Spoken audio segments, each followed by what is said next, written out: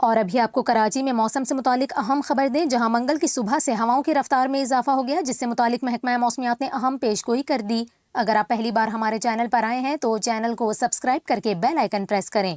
ایک بیان میں محکمہ موسمیات نے میڈیا پر کراچی میں آج اور کل بارش سے متعلق چلنے والی خبروں کی تردید کی اور کہا کہ شہر میں بارش کا کوئی امکان نہیں، تاہم شہر میں آج اور کل تیز ہوائیں چلیں گی۔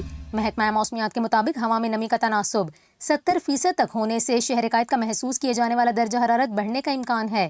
شہر میں گرد آلود ہواؤں کی رفتار 45 کلومیٹر فی گھنٹہ ریکارڈ کی جا رہی ہے، جبکہ یہ سلسلہ کل بدھ کے روز بھی جاری رہ سکتا ہے۔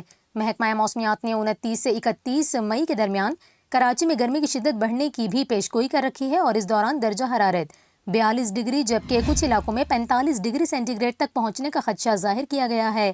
دوسری جانب آپ کو بتائیں، گرمی کی لہر کے باعث طبی ماہرین کی جانب سے شہریوں کو غیر ضروری گھروں سے باہر نہ نکلنے اور احتیاطی تدابیر اختیار کرنے کا مشورہ دیا گیا ہے۔